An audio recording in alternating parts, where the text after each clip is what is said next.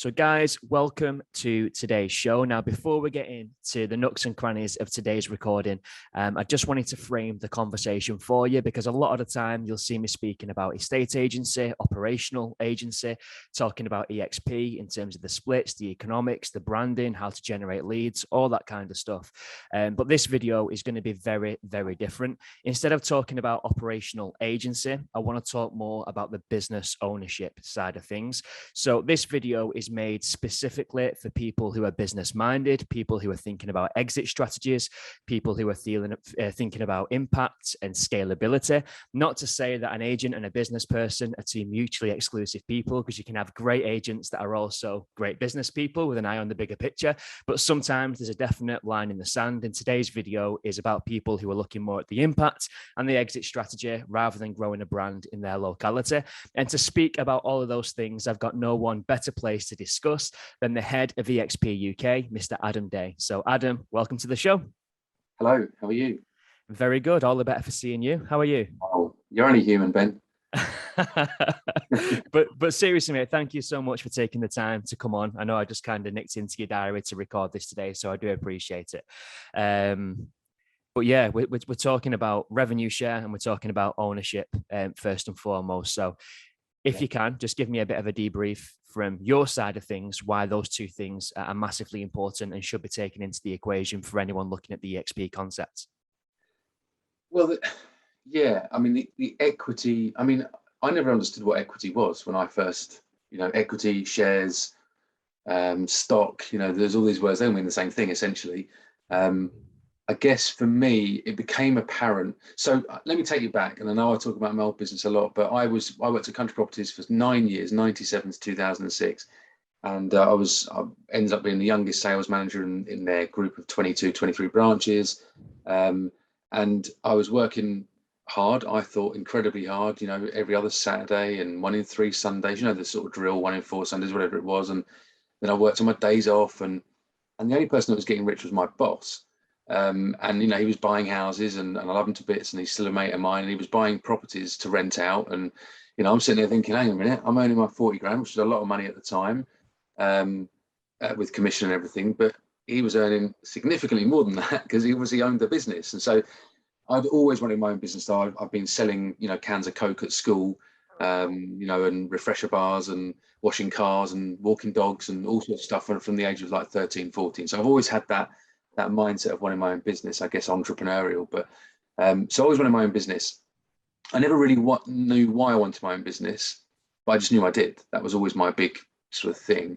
But I realized that it was, so obviously started Hatch 2006, fast forward 2015, sold the business, banked some money. Okay.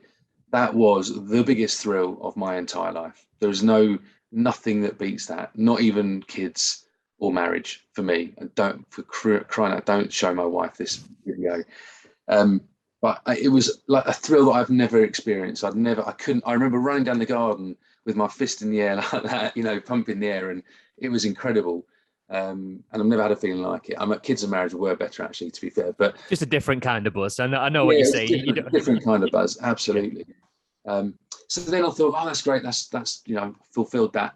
Let's go and get a job and love people like John Cook and Russell Quirk, but just working for someone, oh my God, it was just back to the same old thing. I'm thinking, what am I doing this for? So as you know, I was about to start up another business, and then EXP came along, and I did speak to other self-employed models, shall we say, but they weren't for me for various reasons. They were too American. They allowed less experienced people to join, but there was no ownership. There was no skin in the game. It wasn't exciting. I could never get that thrill back of exiting with a pot of cash.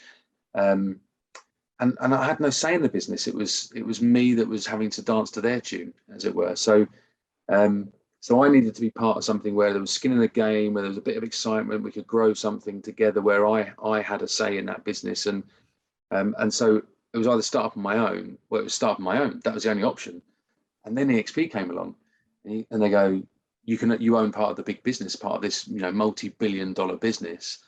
I'm thinking, wow, this is game changing, because as a business person and having been through that, I knew that my exit was the most important thing. How do I exit this business in 5, 10, 15 years time?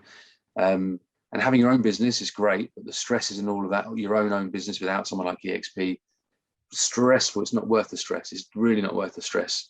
And I probably wouldn't have said that 2.5, 3 years ago. I didn't realize, but that exit is so important for people to realize. And the best business people think about their exit before they've even started on their journey of whatever their journey is going to be. They think about, how am I going to exit this? That is their biggest question. And that's what I thought of in 2006 without realizing that was a good business decision. But it was a business decision that I took, was how am I going to exit this business that I'm going to start in 10 years time or 20 years time, whatever it was. And that was my first thought back then. And it should be every smart business person's first thought when they do something. I just want to pause on that thought for a second, mate, because that's the whole thing. Because a lot of people come into EXP and maybe they've never ran a business before, so this is new. It's exciting. There's a lot to do. Quite rightly, they're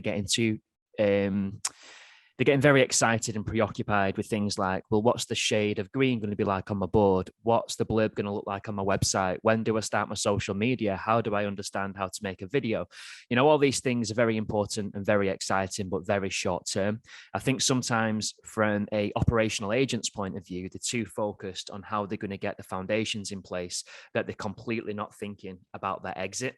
And that's frustrating and concerning, because this is a business and there does need to be some kind of exit strategy. Presumably, you're not going to be selling houses until you're on your deathbed. So at some point in the future, you need to know that you've got some sort of skin in the game and some sort of incentive, some kind of exit, some kind of pension, however you want to frame it. Then you've got the other side. There are people who are experienced business people who understand business, people who aren't so distracted by the fires that they need to put out when they're first setting up an agency, and they are thinking about a business, but because they're quite business minded, and generally with that comes a degree of skepticism, they think there's going to be all sorts of caveats. Are the share options? Is it bona fide ownership? Is there something I need to know? Let me see the small print. And I think sometimes that gets in the way of them taking action and really understanding stocks and shares. So break it down for me. How does an agent, whether they're coming in frontline agents transacting, or whether it's someone who's got an eye more on strategy growth, an influencer, if I can use that term, and they're not planning on selling houses, how do each of those two avatars acquire ownership in EXP World Holdings? And what could that mean to somebody, 5, 10, 15, 20 years from now? Yeah, so it's there's a variety of ways to get that skin in the game, as it were. I mean, you just do your job. I mean, that's the beauty of the model, is that everyone has the same opportunity as everybody else. I earn stocks and shares through doing my job. And they are the 3 ways you can do that. There's 4 ways you can do it. 3 ways I'll go through first. So the first way is through selling your first house every year. Really simple. And you get gifted, not options. So it's not options, it's gifted shares, $200 worth of shares at EXP. So whatever the prevailing rate is, if it's $50 a share, you'd get 4 shares. Which doesn't sound like very many, but if that $50 turns into $100, then obviously your $200 would double. Disclaimer on shares, price can go down as well as up, so you could end up losing all your money. But there's nowhere else where you get gifted shares in a multi-billion-dollar business for just doing your job. Nowhere else in certainly in the UK and in the world, I'm not aware of that does that. The second way is through capping. So when an agent does £80,000 of gross commission income, then they would be gifted $400 worth of shares. And when that person, also the third way is by bringing an agent into the business who then sells their first house. So it's an incentive scheme to help people who are being brought in to help them to sell a house and get up and running. Then they're given $400 worth of shares as well. So that's in the main how I've earned my stocks and shares.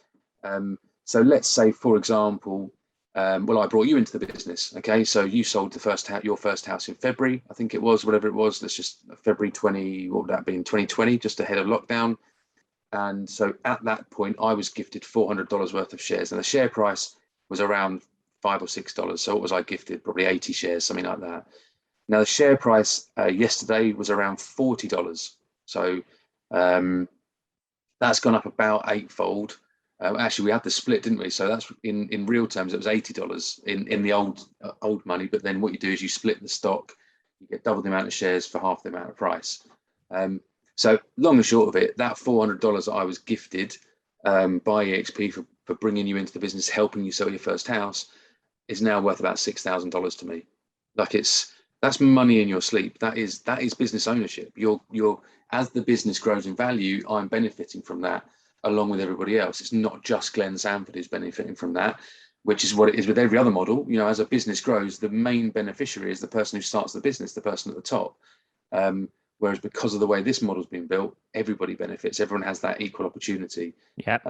Those shares vest for 3 years, so you know it is a retention policy. It means I can't, if I leave, then I leave all those shares on the table. And you know, I'm not going to go through what those shares are amounting to now, but it's a significant amount of money, which again is not being given to me because I've got a fancy title. It's been given to me because I've done the job that everyone else has the same opportunity to do. So I'm locked in for another year, I think, or year and a half, to February 2023 until I can cash those shares out. And it is a retention policy to help us retain the best agents. But the best agents will build their pot of cash up and their shares up, and why would they want to leave anyway? Yeah, and it's worth me just chipping in there from an agent standpoint. You obviously sponsored me into the business, and we'll get onto this in a second. But I also sold a house. So you got the $400 because you was the link that brought me into EXP. But as the transacting agent, that was my first completion that year. So I also got $200 in stocks and shares. And it's worth me pointing out that the value of the shares that I got for that sale by today's price at the time of recording this podcast actually amounts to more than the fee that I got for selling that property in the first place. That's amazing. How mind-blowing. That is crazy, yeah. And that's business ownership. That has to be, but even if you owned your own business, even if you went without EXP, if you'd have gone out without EXP, that you wouldn't have received $200 worth of shares. And so that $200 worth of shares wouldn't be worth £1,800, $1,800 or $2,000, whatever it's worth today. This is an even more crazy part of the business when you just say it like that. You think, wow, that you wouldn't even do that if you went on your own. Yeah. Crazy.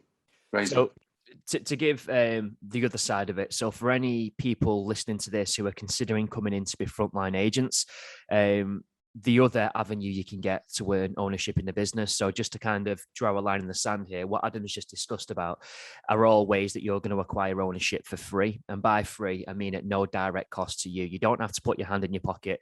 You don't have to contribute any of your commission. You don't have to proactively go out to a trading platform to acquire those shares. They're put in an account that EXP create for you at no cost to you. They just vest for that period of time. The other way that you can acquire ownership is what we call the agent equity program. So if it is that you are out selling properties, you can opt in to have a proportion of your gross commission income going towards purchasing stocks and shares on your behalf. So Adam, if I can just hand it over to you again, just to explain what the agent equity program looks like. Yeah, so, and I'll break this down a little bit. So if you opt in, and it's a completely free choice as to whether the agent opts in or opts out at the start or in the middle or whenever they want to. They can chop and change whenever they like.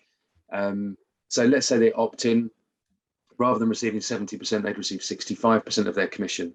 Okay, but we still owe you 5%. We still owe that agent that 5%. So what we do, instead of giving them 5% in cash terms, in as a bank transfer into their account, we go off and we go and buy them shares at that value, but a 10% discount.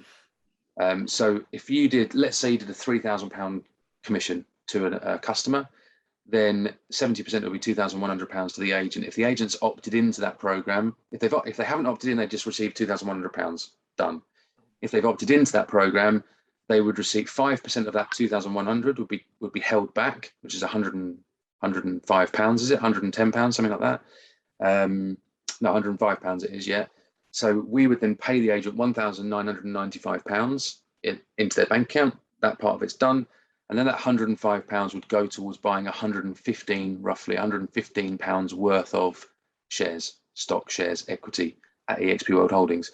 Now those shares are then allocated to you personally, and we get a statement every month, don't we? We get emails every month asking us to accept the share issue that's been given to us, and I get a letter through once a month, I think, from the company that does it all, and you can transact those shares straight away. So we have a dashboard where you can transact those particular shares. So the agent equity program, there's no vesting period.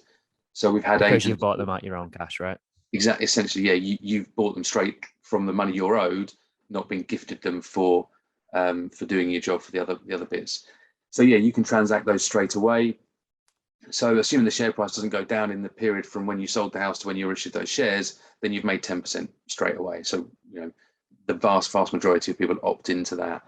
We've had a couple of guys, one guy in particular, who decided he wanted to take his wife away to a hotel for the weekend, leave the kids behind and have a weekend away. And he transacted £1,000 worth of shares that he'd been gifted or given for doing his job over time. That share price had risen in value in that period of time. So he had £1,000 that he'd made in his sleep because the share price keeps going up. Transacted that £1,000, went away the weekend, took his wife away for the weekend, essentially for free because the share price had just been going up. So, why not use some of that cash in there to improve your life, benefit your wife, and keep the family happy. And that again, mind blowing. It's that doesn't happen in normal business. In working for somebody, or even when you go out on your own. Just you can't just transact and just pinch £1,000 out that's been made because the share price has gone up. It just doesn't happen in normal business. So that's how the agent equity program works. Brilliant. And I just want to sort of quickly break down the structure of the business and not linger on this too much, but just for avoidance of doubt, because people think, well, EXP have only been around since 2019. How valuable can the business be? So it's worth us kind of putting a bit of a caveat here that EXP UK, as is EXP Mexico, EXP Portugal, EXP Australia, EXP France, EXP India, all of our territories that we're currently operational in and the ones that we're set to go in over the next 10 years are all a subsidiary of EXP World Holdings, the parent company that oversees everything. Not just our agency operations, we've also got things like we recently acquired the Success magazine, which is a entrepreneur's publication with a rich heritage. It was launched in the Victorian era. Very good social standing. We now own that as a company. We own our tech, which we now use for collaboration. We sell that to other businesses and blue chip companies and universities all over the world. The reason why I kind of highlight this is because all of these things that are happening in top of level from a strategic standpoint at a board level are all having a contributing impact to the share value of the overall business, which if you're listening to this and you come into the model, you will be a shareholder of, the same way that I am, the same way that Adam is, the same way that the founder, Glenn Sanford, is. We all stand shoulder to shoulder. So it's worth pointing that out, that you get ownership in the big business, not just the UK operation, right? It covers everything that we do on a global scale. Yeah, absolutely. I think the easiest, the comparison for me in the UK is Zoopla. So Zoopla went off and acquired loads of different businesses, diversified. It was a property portal to start with, and it grew by acquisition in the first place. They acquired Property Finder and Glowbricks and various others. But then Zoopla went on to buy Uswitch, and they went on to buy, CRM software platforms and all these different businesses that they bought. Now, wouldn't you have loved to have been a shareholder at Zoopla in 2007, 2008 when it first started up? That is what we're saying. That's what we're suggesting. Wouldn't you love to be a shareholder at Amazon in 1998 or even 2005 or 2010 or even 2015? Like all of these years, and people say, oh yeah, but that was, you're never going to get in that early. Well, no, you're not, because EXP has been around for 10 years. But, maybe we're still 10 years away from where Amazon are at now. And maybe our 2021 is what Amazon's 2011 was, when you wish you'd have been a shareholder at Amazon in 2011, didn't you? Well, mate, even look at the platform that's hosting today's conversation. I would have loved to have been a shareholder in Zoom before lockdown came into full focus and the rest of the world had to reshuffle the businesses onto Zoom for collaboration and communication with family, loved ones, and colleagues. Hindsight's a beautiful thing, and like you quite correctly said, there's no guarantee on what's going to happen in the shares of any businesses. And we can't emphasize that enough. Stocks go up, stocks go down. Sometimes you're winning, sometimes you're losing, sometimes you're anywhere in the middle. Nobody's got a crystal ball. But I am really excited about our plans, Adam. And before we kind of move on to the revenue share side of the model, which is huge and something that I'm really excited to kind of break down for people, I just want to pay homage to the plans that we've got moving forward. And based on our rate of growth in terms of looking back over the last 10 years, what I'm going to say now, when I first say it, is going to sound crazy. It's going to sound pie in the sky, but it's absolutely within our forecast, within our grasps, and within the trajectory of how we've compounded so far. So the 10-year plan is that we're going to expand into 3 new territories every year. We're going to continue to make sensible acquisitions. And our plan is to get into 100 countries and have 1 million agents over the next 10 years. Now, looking at the share price and how things have gone so far, whilst you can never guarantee it, I'd like to think that our investment 10 years from now should be looking quite rosy, and I'm looking forward to retaining ownership in the business and allowing my shares to vest over that period of time to see where we are in 10 or 15 years time after we've gone through that cycle. So for me, that's exciting. And people ask me quite often, well, it's all right for you, Ben. You was one of the first agents in EXP when they launched to the UK. The ship sailed. You're going to capitalize. Too late for me. I didn't sign up. I wish I could have signed up in October 19. It goes back to that old cliche of, the best time to plant a tree was 20 years ago. The second best time is to plant it today. And I listen back to podcasts from years ago before I even knew what EXP was, of some of our top performers over in the US who are being interviewed by US real estate platforms, YouTube channels, podcast series. And people were saying to them when the share price was $3, $4, $5, when we had 5,000, 6,000, 7,000 agents. Oh, but it just seems, like the ship sailed, the best years are behind you. And I'm thinking now I'm listening to this years down the line, being able to see what's happened over that period of time. And how wrong were you, Mr. Podcast host, thinking that all of our growth had been done? That wasn't even the tip of the tip of the tip of the tip of the iceberg. And we're still very early stage. So one thing that I want to emphasize is that as much as you might be seeing a lot about EXP, particularly on social media, if you're on LinkedIn and whatever else, and as much as you see our agents shouting from the rooftops, we've still got so much more growing to do. And for me, that's the most exciting thing. And the share price is the most exciting thing because that's the biggest unknown variable. And the entrepreneur in me just can't wait to see how that unfolds, because as you and I both know, Adam, this business has made more multi-millionaires through share acquisition than anything else. Yeah, and back when we was at a couple of dollars a share, did they know we was going to get to $80 a share on a like-for-like basis? They didn't. And maybe years from, you just don't know what's going to happen. And they probably thought they were getting in too late, when it was $2 a share, they were thinking, oh, I'm getting in too late. I wish I'd got in at $1.50 a share.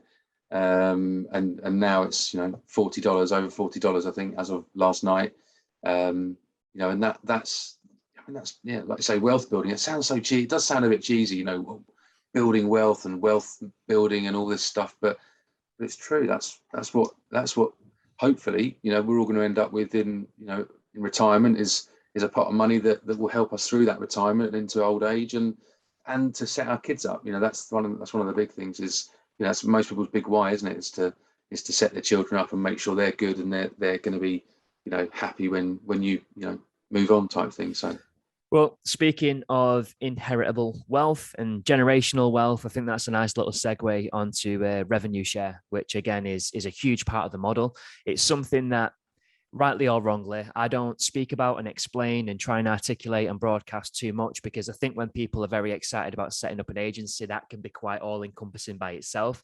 And I'm always mindful that I don't want to overwhelm people with information or muddy the waters and cause some kind of confusion or complication. But it's incredibly important that, again, going back to what I said at the top of today's show, that business-minded people who are entrepreneurs, people who've got bigger picture thinking, people who are motivated by scale and large level impact, have an understanding of how the revenue share model works. They need to understand some of the intricacies, and they need to understand what that means for them and their business and their family, and potentially their family for generations to come. So if you can, I know it's difficult to do, but in a couple of sentences or in the best way you can, Adam, if you can articulate what revenue share is from your side of things. The revenue share, to me now, and this is me having learned it over the last 2 years, because it can become complicated, but it's actually quite simple once you understand it. What it is it's a way of allowing agents to build their own essentially organization within the EXP framework without having to take any of the risk. So again, go back to my business days in 2006. The only way I could grow was by recruiting more people, and I put adverts in the on the jobs boards, or I'd chuck an advert on LinkedIn, or I'd use a recruitment consultant a few times. And as we grew and as we were acquired, we then got into a business who had their own entire recruitment department, who had 4 or 5 recruiters sitting in an office recruiting people every day. But all of those people cost me money.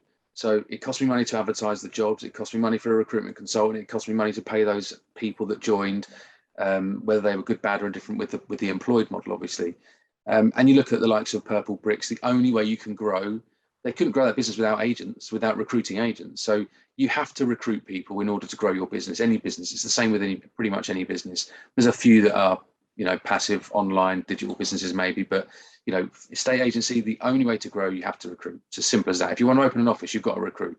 If you want to open another area, you've got to recruit. Like any business, and this is the thing. Like, this is what annoys me about recruitment being a bit of a dirty word in some people's minds. Adam, if me and you wanted to go and open a coffee shop tomorrow, we couldn't have an amazing coffee shop without amazing baristas. People couldn't make coffee. We'd have to recruit. We'd have to recruit. Yeah, exactly. So that's the only way you can grow a business, is by recruiting the right people. So what we do is, rather than paying recruitment consultants or having a recruitment department or area directors who spend most of their days hiring and firing, we give that money, we hold that money, and we give that to the agent. And the agent can then build essentially their own organization within the EXP framework without and be rewarded for that. But they don't have any HR costs. They don't have to, because everyone's self-employed. So they bring agents into the business, and EXP reward that agent because they've helped us bring. So rather than rewarding a recruitment consultant, we reward the agent with a reoccurring residual income potentially for the rest of their lives. And that's the shortest way I can explain it without going into real detail. Yeah, no, exactly that. And the thing that I'd want to sort of point out is that I always look at this as like a win-win-win, like a 3-way win. So let's just put EXP first. EXP absolutely win, because they're not paying recruitment consultants. They're not sending money outside of the business that they're never going to see back. They're getting to grow organically, and grow with very little financial risk. So they're winning. The agent's winning because they're getting access to this amazing opportunity. They get to grow their own business with very limited overheads. It's quite a low risk setup. They get ownership and share acquisition, how we've just broke down in some detail, as well as the revenue share model themselves, at no cost to them. They also get direct access to the network and their sponsor, who almost becomes like a mentor or an extended business partner, or someone to have a pep talk with or brainstorm ideas with, again, at no cost. And the person who recruits wins, because effectively they're now receiving an income which is somewhat passive and takes them off the transaction hamster wheel. So if, like me, you don't want to be selling houses and doing viewings and valuations and research and all the things that come with agency for the rest of your days, you need some sort of diversification in your income to allow you to continue to pay the bills and earn an income without having to be confined to the geography of your market, or sacrificing every Saturday or Sunday morning to go and host viewings at properties, when you might, in a few years' time, prefer to be investing that time into spending time with your family. So for me, there is no loser when it comes to the revenue share model. And I think culturally, that's amazing. But I want to put culture to one side, because a lot of Brits watching this in particular will think that's quite wishy-washy. And I want to drill into some numbers and how it works from a compensation point of view. So what does that look like? So very simply, if you bring an agent into the business, then EXP will pay you 3.5% of that agent's gross commission. So if you bring an agent in, let's use me and you. So I brought you into the business. Your first commission was £5,000. It wasn't, but let's just say it's £5,000. I received from EXP £175 the following month, because I brought you into the business and I helped you to sell your first house. On top of the $400 that I got in stock, I then get paid that residual income. Now it's not a lot, £175, but it's better than nothing, and it's paid on every single transaction. So that's 3.5% on. So if you bring an agent to the business, you earn 3.5% of their gross commission, which is paid to you by EXP from our 30%. It's not the agent that's coming in doesn't pay anything towards that. So there's no downside to the agent, as it were. In fact, there's only upside, because they're getting somebody who's walked that path before, usually, who can help them and assist them in selling houses, and they're incentivized to do so. Where it becomes more interesting, and so you get paid that on every single agent you bring in, on every single sale that agent does, up until that agent hits 80 grand. Now, of course, it stops, and people might have to rewind this bit and re-listen and watch this part of it, because just to get it into your heads. But it stops at 80 grand because obviously that person's then capped. EXP are no longer receiving their 30%, therefore EXP can't fund that bonus paid anymore. So the maximum you can earn, the simplest way to talk about it, is the maximum you can earn on each agent you bring in is £2,800. Now, if that agent stays for the rest of time, for the next 20 years, let's say, until they retire, then you would earn that money on every single transaction they do for the next 20 years as well. So the maximum you can earn is £2,800 per year per agent that you bring into the business, or per agent per year. So again, if you brought 10 agents into the business, and let's assume all 10 of those agents go ahead, build great businesses and cap, those 10 agents are going to be worth £28,000 a year to you as the introducer in passive income, right? Quick disclaimer before we go into the next part of today's show: we can't make income claims, and because of that, we're going to blur off some of the details that you're about to see on your screen. But the really interesting part of the model, Adam, and where it becomes incredibly lucrative, where it becomes incredibly scalable and financially very interesting, is when we look at the cascading element of the model.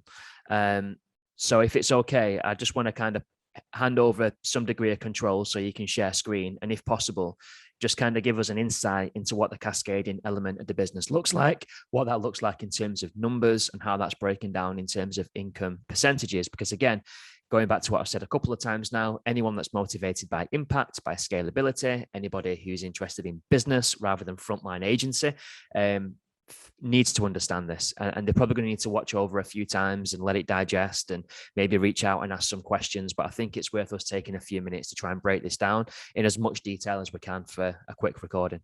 Yeah. So I'll show you that screen in a moment. I guess the thing for me is that, you know, every single organization in the UK has somebody who's at the top, and then they recruit their senior management team, and their senior management team recruits the area managers recruit the regional managers recruit the senior branch managers, senior branch managers recruit the branch managers recruit the senior negs, and so on and so forth.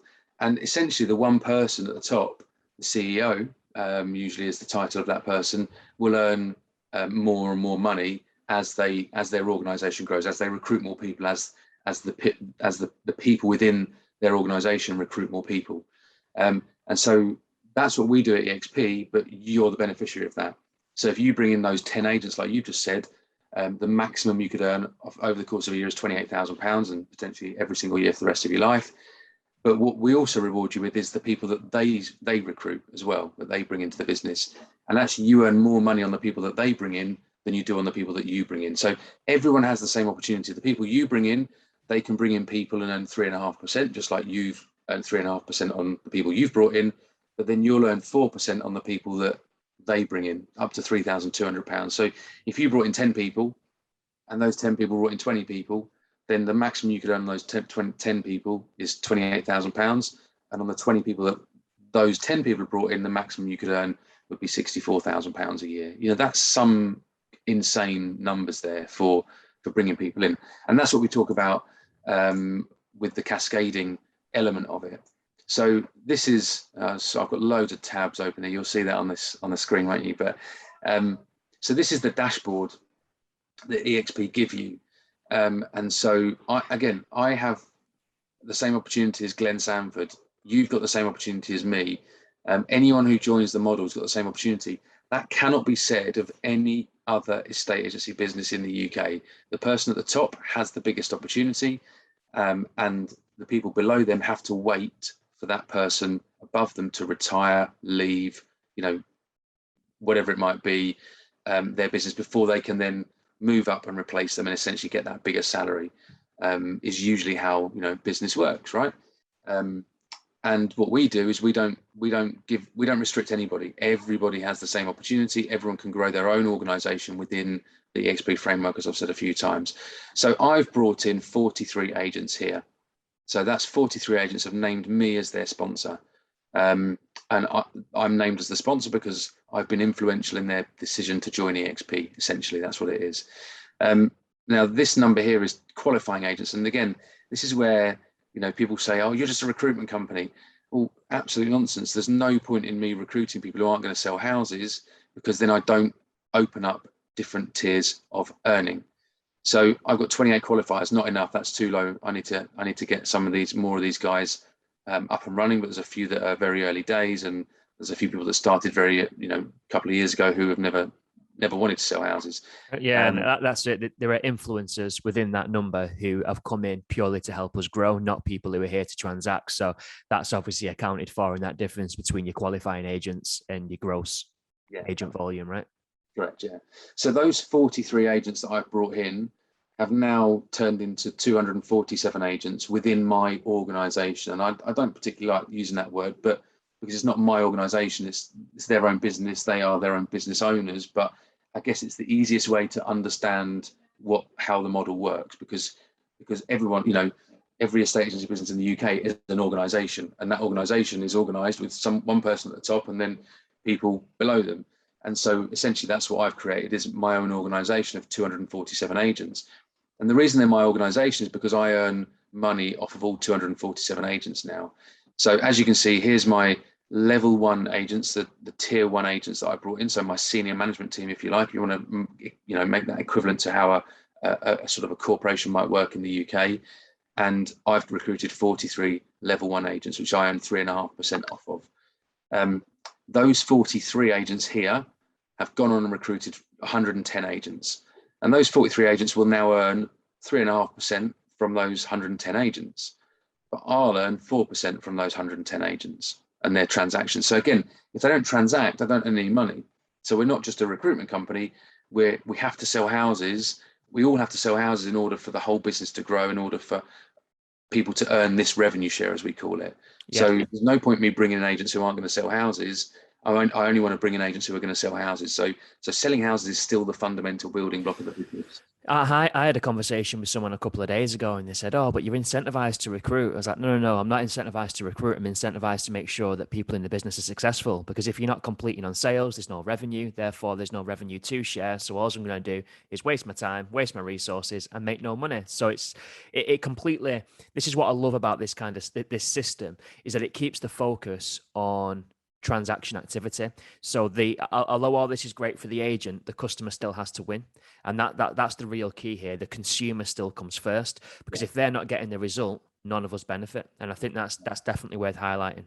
100%. And look, there's no point me recruiting and bringing in my 34-year-old cryptocurrency brother, because he's never going to sell a house. He's just not going to do anything to benefit me whatsoever.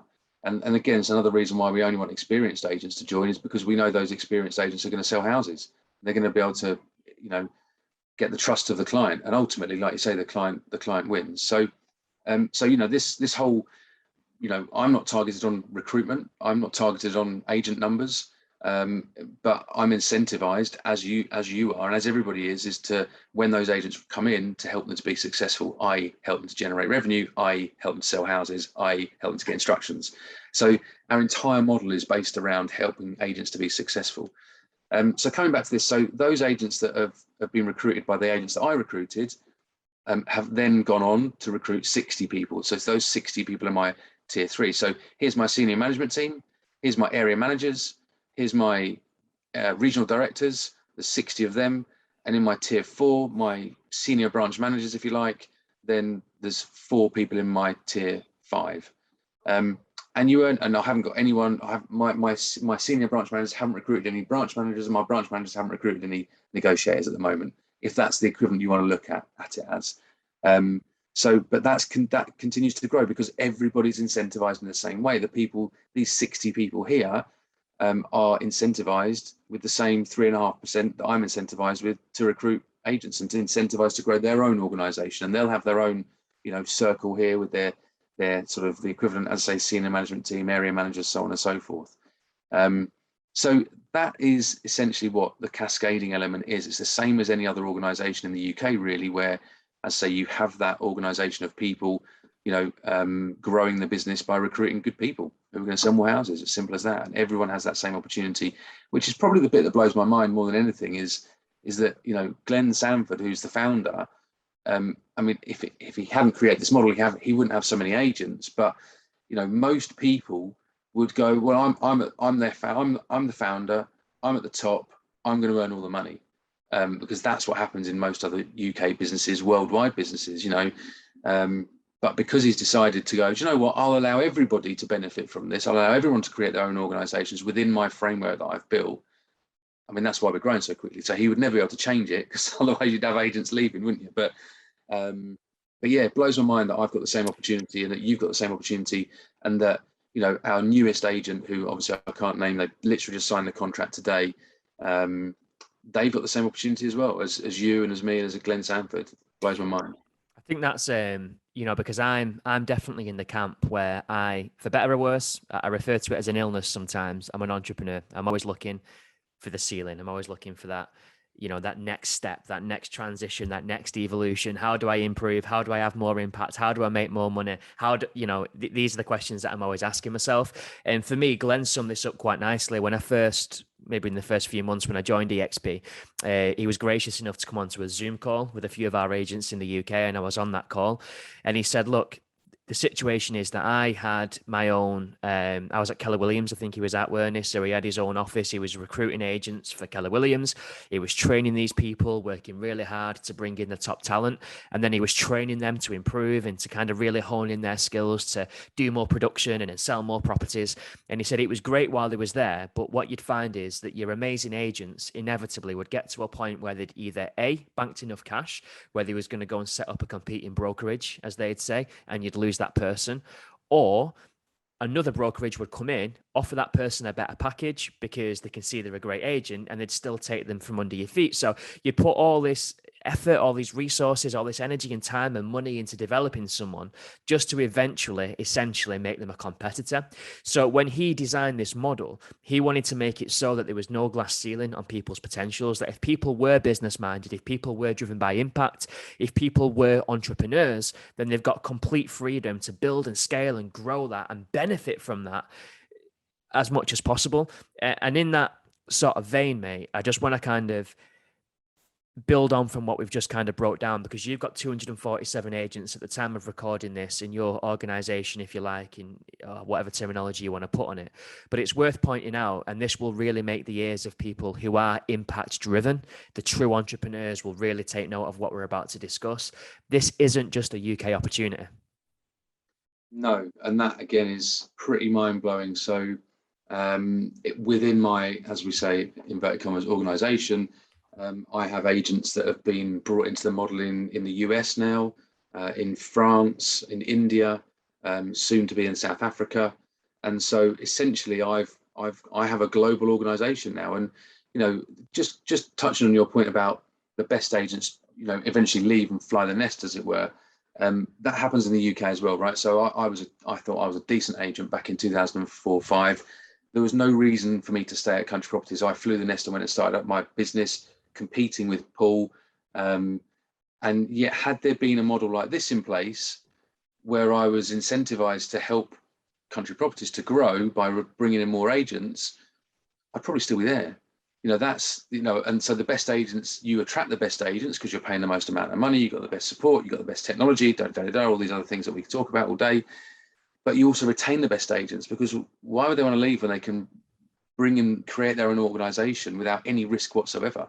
And that's where then when you start talking about global, I have a global organization. I've got agents in 7 or 8 countries, in 3 different continents, across the world. And that's, again, mind-blowing. Mind-blowing. And let me give, if anyone listens to my podcast, the EXP podcast, a nice little plug if you want to go and check that out, if you've not heard it already. I had a guy on there called Rich.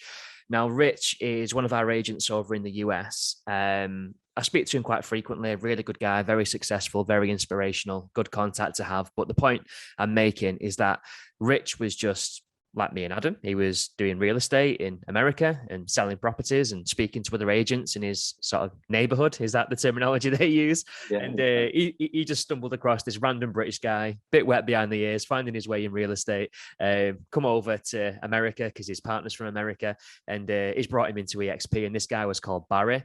Now, Barry's obviously identified the revenue share model that we've just broken down as a huge opportunity and thought, well, do you know what? I know there's some pretty influential guys in the estate agency world in the UK. I'm just going to reach out to this guy, Adam Day, and see if he's interested in having a collaborative chat. All Barry's done is reach out to Adam. Adam said, yeah, that sounds good. Tell me more. Adam's learnt more about the model, brought that to the UK. Adam's then recruited me. And as we've just seen, multiple others, which has grown out into the organization of 247 agents that Adam's got on his dashboard today. But also that puts those 247 agents in Barry's organization, in Rich's organization. Now, Rich would never have known to have reached out to me. We would have never crossed paths. I would never have learned all the knowledge, or got all that inspiration that I've soaked up from Rich. We would never have crossed paths in this world if it wasn't for him finding Barry, Barry finding you, and you finding me. And all of those people that I've just mentioned are now benefactors of the overall UK performance, even though Rich isn't over here driving sales, doing viewings, doing valuations, coaching agents. He's sat over in America somewhere by a swimming pool, but still benefiting from the performance because of that chain of relationships, if you like, which is huge. It's huge. and he's still incentivized by helping people to sell houses. Of course. And so again, just coming back to that, selling houses, the building block. If he brought over Barry, who brought over me, who brought over you, and none of us sold any houses, then no one would make any money on this revenue share thing. So, it's a complete utter myth that we are a recruitment company and that's all we ever do. And you've summed up brilliantly that you're incentivized to recruit. No, you're not incentivized to recruit. You're incentivized to help people to sell houses once they're on board. I mean, there's no better incentive, and there's no better way for people to learn, and from people like you who've walked that path already. And again, you said let's not touch on culture too much, but it does then develop a culture of one of help and support. And we want everyone to succeed, because there's always going to be someone that's going to be the benefactor of that financially. So why wouldn't you want them to succeed? Again, mate, and that culture thing, it extends into what we opened up with on stocks and shares and ownership, because fair enough, I sponsor someone into the business. They can reach out to me anytime. And as we've said now a few times, I'm there to help that person succeed. Because it's the right thing to do. I brought them in. So ethically, I want to see them do well. I don't want it to fail. But I'm also incentivized, and to see them succeed also benefits my business. So that's definitely there. But of course, the operation is much bigger than Ben Moore. We've got 250 plus agents at the time of recording this in the UK alone, more agents globally that have still got a vested interest in making sure the business performs and does well. So even if you're a random agent selling houses in Scotland that maybe I've never spoken to before, the truth is that you selling properties in the Highlands still contributes towards the movement of a business and the share price and the production and the success of a company that I'm an owner of. So every agent wants to see every other agent succeed because they've got a vested interest, because they're all owners in the same business. So it just kind of creates this glue almost, where it does create that culture, and people are happy to help and collaborate and bounce ideas and support each other, which is just incredible, first and foremost, from a cultural point of view. And again, making sure that the person who wins out of all of this is the consumer. And that's why, for me, it's just such an intelligent model. Yeah, absolutely. Yeah. And there's lots of different strands of that earning and then, culture, like you say, it's I've never worked in a business like it. And I don't think it's necessarily because of me. Everyone says culture starts at the top, but I think culture starts with the model, or culture has been developed by the model that we've got. And maybe I've had a little bit to do with it, but I think generally speaking, the model has done that. But then from a business proposition point of view, with smart business people, if you'd have given me this model in 2006, what I know now at the time, I would have still gone down the hatch route, no question, because I had an ego. I wanted a brand. I wanted to sell that brand and, make millions. And that was the plan. But knowing what I know now, 100% as a business decision, I would be partnering with EXP. I'd be an agent at EXP. I just wouldn't take on the stress and the hassle and the grey hairs. I'm getting through loads of bottles of Just for Men, obviously, And I just wouldn't take that on. It would be a business, from a business decision. We're talking about business decisions here. A business decision would be EXP every day of the week, because of what I know now. Again, at the time, I wouldn't have done, because I'd have just gone, I'd have poo-pooed EXP. That's not going to be better for me in 10 years' time. I'll be able to do better than that without EXP in 10 years' time. I reckon, 1 in 1,000 people might do better than what they would do with EXP, with their own business. No, I agree, mate. And I think there's a lot of misguided intent really around this. And I think it's interesting, because I don't want to speak like I'm the oracle of all knowledge. I'm not. I'm 31 years old. I've not been a massive business success. I'm no Richard Branson, but I've run my own businesses before, right? To some level of success. I've experienced what it's like to grow a business alone without any hub or partnership model. I've explored what it's like to try and recruit people, to have the pressures of feeding people, paying staff, office politics, arranging Christmas dues, covering sick days, people not showing up for valuations and appointments, customers kicking off, paying for office rates, overheads, all this kind of stuff. People perceive that to be the pinnacle of success. Oh, he's got a shiny office. Oh, he recruits someone. It's almost that chest beating that he's the guy or he's the girl at the top.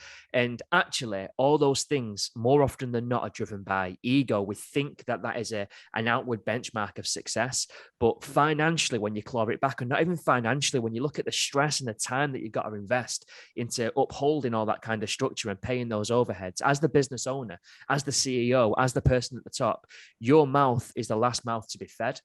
And that's a lot of pressure. It's a lot of stress. It's not a fun and it's not a profitable place to be. And when you strip it back, even if a business looks very successful because they've got a nice office with a champagne bar, normally the bottom line doesn't correlate with that perception that you've got. And I think sometimes people, I'm going to sound quite harsh here, and I don't mean to, but it's just the truth, need to take the ego out of the equation in terms of wanting to be seen as the only person doing it by myself, chest bumping, all that kind of stuff. They need to take the ego out of logos. No one cares about your logo, the color of the pigment in it, or the shape of the owl in my case, which was my old logo. Nobody's bothered about that kind of stuff other than you, the creator. The customer doesn't care, and it certainly doesn't impact on your success. So I think if we can strip all that back and just get laser focused on what really matters, and business decisions. Yeah. All roads lead to EXP. And I don't mean to sound arrogant in saying that, but it's because of the ownership, the stocks, the shares, the freedom, the autonomy from an operational point of view to do things truly your way. You decide. Oh, without doubt. And look, if I, go rewind to 2005 and starting up Hatched or partnering with EXP without the ownership, without the revenue share, without the stocks and shares, and just the commission split, with that, everything I know now, I still do Hatched. But because EXP's got those layers, and again, I hope it doesn't come across as arrogant, but because those layers are in there with the business ownership, the stocks and shares, and the revenue share, then knowing what I know now, it would be EXP. So it is critical that you have those elements within the business, because that's when you make a true business decision that's going to benefit you and your family. Because again, you look at that revenue share, and we sort of touched on it, but that's inheritable. Yeah. If I pop my clogs tomorrow, then my wife picks up the revenue share. If both of us, if disaster was to strike, then the kids would get it. So that's setting them up for life. I don't want to set them up for life. They're not going to be getting their hands on it till I'm dead and buried in 85 years of age, and they're 40 odd, because I'm gonna make them work for it, because I'm a big believer in hard work. But it's there in case the worst was to happen, and that's, again, if I'd have popped my clogs when I was running Hatched, I don't know what would happen. I mean, it was a liability. I mean, there was $100 grand a month going out. How does my wife deal with that if I was to have died back then? Whereas this model here, it's not a liability, it's an asset, essentially. Yeah. That's generating. That's an important thing to point out, because especially, family people who've got kids, and your mindset does change, doesn't it? I mean, again, I'm only 31 years old, and I've only recently become a dad over the last few years. And you do start thinking forward. I'm suddenly thinking about life insurance. I never thought about that before. As you know, because I've had this conversation with you privately trying to get some advice. And I'm thinking about my inheritable assets, my stocks, my shares, the ownership in EXP, the revenue share side of things. And it is incredible peace of mind. And I've said to Becky, look, if anything does happen, if I get hit by a bus tomorrow, all you need to know is that you need to continue to pay the £125 a month plus VAT, pay that every month, and you'll get the multiple thousands of pounds that are now coming in through revenue share indefinitely for the rest of your life. When you clock it, the kids will inherit it, and that'll go on for generations until whenever. Hopefully they continue to build on it, but that's massive as well. It really, really is. So Adam, I really appreciate the chat today. Unless there's anything major that we've missed off or anything that you want to kind of bolt onto the end of that, I think that was a nice little assessment of those two income streams. No, I don't think so. I think that the very, very last thing I would say is that, somebody asked me, and again, this sort of goes back to the example I just gave you, would I start Hatched again, or would I join EXP with all the features in EXP? And just another sort of angle to that, someone said to me the other day, said, Adam, if you lost your job, as the international expansion leader, whatever my fancy title is, you'd go and set up on your own, wouldn't you? You'd go and set up a competing model, wouldn't you? No, I wouldn't. I'd be an agent. I'd just join as an agent. I mean, there's absolutely no question in my mind that if that were to happen, I'd just be an agent at EXP. And I think that says it all from a business perspective of what we know now internally. And it's easy to make assumptions and look at the model from the outside and go, oh, they're this, they're that, they're the other. You have to listen to the people that are on the inside that, I'm not trying to sell this anymore. It's an opportunity that I want people to benefit from it. And the best thing I can say is that, if I was to lose this role and this title, I'd be an agent. I'd just be Adam Day powered by EXP. And let me caveat that as well, because for a while, and I've got no right to say this because I've not achieved what you've achieved in the business sense outside of EXP, and I couldn't frankly do your job. But the ego in me, again, going back to what I said before about me always looking for that next level, that next step, that next transition. There was a time where I thought, bloody hell, I'd love to have Adam's job. Like, I'd love to be the guy at the top, the expansion leader, the director of the UK, whatever you want to call your title. But honestly, knowing what I know now and seeing the fruits of the labor that I've put in and what I'm getting from revenue share and what my portfolio looks like in ownership and how that's grown, and outside of money, the freedom that I've got, the location freedom, the time freedom, as anyone can see who follows me on social media, this isn't hot air. I'm in the Lake District every day drinking coffees. I'm still working hard and supporting my guys, but I've got freedom to do it my way. I wouldn't swap places with you. And the reason why I say that, Adam, it's not to kind of, I've got full respect for what you do, but why would I want to get brought into a world of forecasting and B2B relationships and managing spreadsheets and having to recruit staff, the central staff that sit, as part of the EXP sort of support team? Why do I want to go through that headache when I could earn more than you, Adam? I can outperform you if I continue doing what I'm doing without all that stress and pressure. And the reason why I say that is because I've spoke to people who maybe would be qualified for the role of expansion leader. And if any of those people, those senior people, those people who've been around in the industry for a long time, the thought leaders, the influencers, I don't want you to look and think, well, I should have Adam's job, so I'm not joining because my ego won't allow me to not have that title. Guys, I can't emphasize enough, the opportunity is here for you to absolutely outperform what Adam's doing and grow your own business without, let's be honest, the bullshit that sometimes comes connected with a salary, right? And I think it's really important to kind of understand that and put the ego to one side and realize the opportunity is much bigger.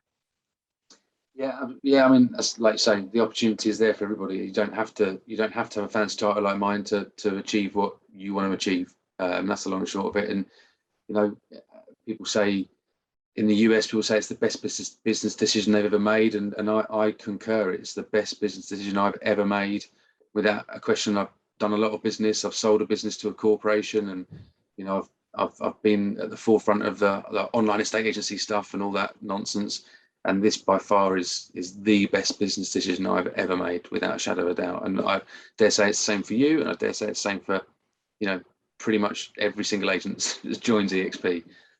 Without a shadow of a doubt. So that's all I would encourage, is make sure people make the right decision and the best, make it their best business decision as well. Absolutely. And what a wonderful way to wrap up. Adam, thank you for your time, mate. Really enjoyed the chat as always. Good stuff. Okay, mate. Speak soon. Catch you soon.